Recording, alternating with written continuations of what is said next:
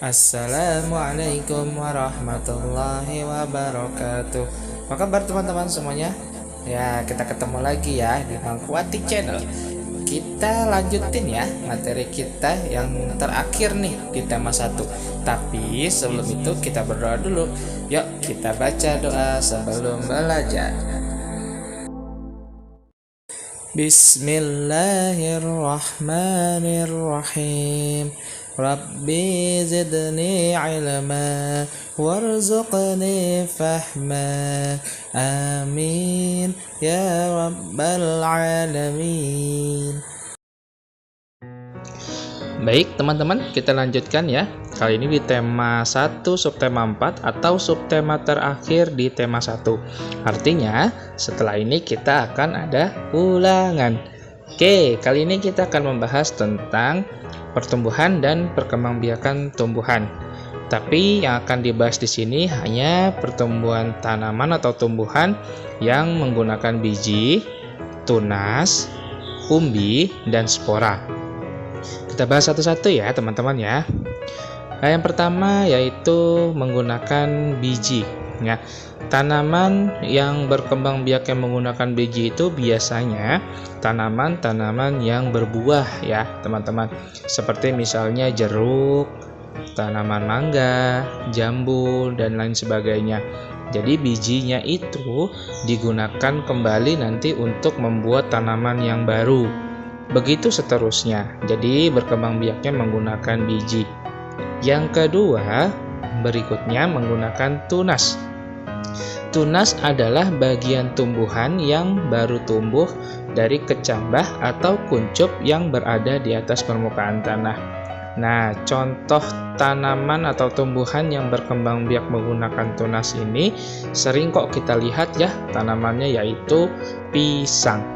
Nah, ini paling cepat ya teman-teman. Kalau lihat di kebun itu ada tanaman pisang, biasanya banyak gitu pohonnya ya, karena memang dengan tunas ini dia lebih cepat ya teman-teman ya. Seperti juga kalau cuacanya mendukung, hujan, lembab gitu, dia cepat berkembang biaknya.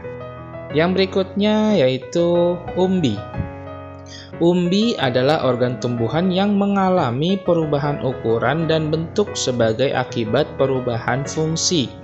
Contoh tanaman yang berkembang biak menggunakan umbi ini sering kita lihat, sering kita konsumsi ya teman-teman, seperti singkong, ubi, kentang ya.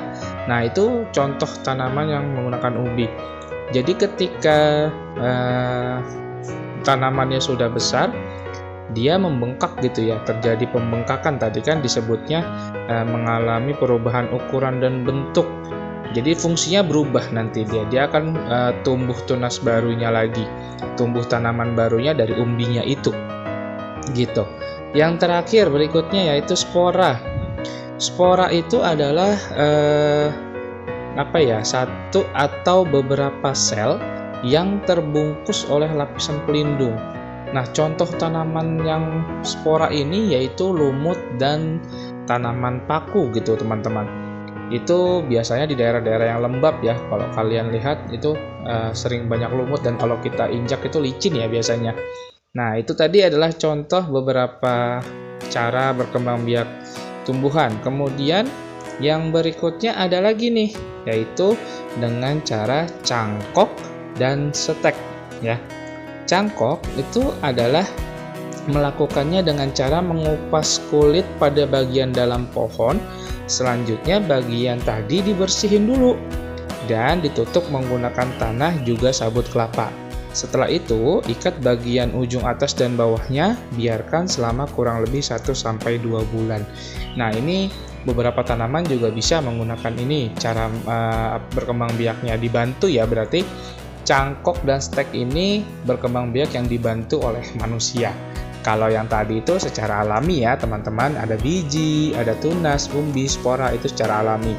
Lalu yang kalau setek, perbedaannya kalau setek dilakukan dengan cara memotong bagian tumbuhan, misalnya batang atau tangkai ya. Itu bisa seperti tanaman singkong gitu ya, dipotong, kemudian bagian yang dipotong itu ditancapin lagi ke dalam tanah gitu. Itu contoh ya untuk pertumbuhan dan perkembangbiakan tumbuhan. Kita lanjutkan ke materi yang berikutnya. Oke, kita lanjutkan ke materi PKN. Kali ini kita akan membahas tentang kerjasama.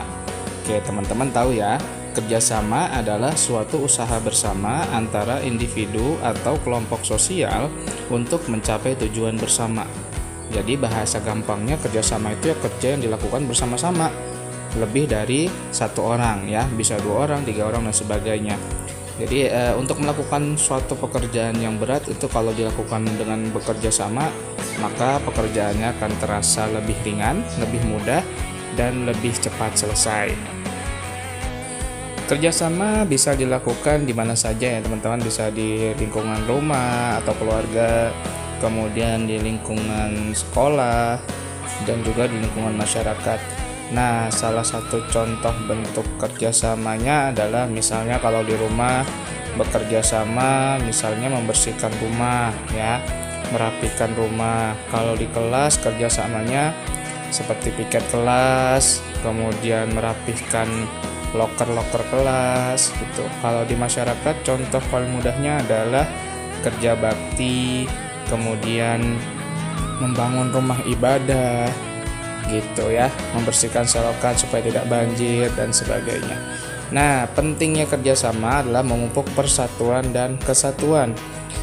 Kerjasama juga dapat mempererat persaudaraan di antara anggota keluarga, sesama teman di kelas, dan juga sama anggota masyarakat. Begitu teman-teman ya. Jadi bentuk kerjasama itu juga merupakan pengamalan sila Pancasila, yaitu sila ketiga. Oke. Terima kasih ya sudah memperhatikan tadi materi-materi yang disampaikan. Untuk yang matematika kalian bisa saksikan di link yang lainnya, di video YouTube yang lainnya. Terima kasih. Wassalamualaikum warahmatullahi wabarakatuh.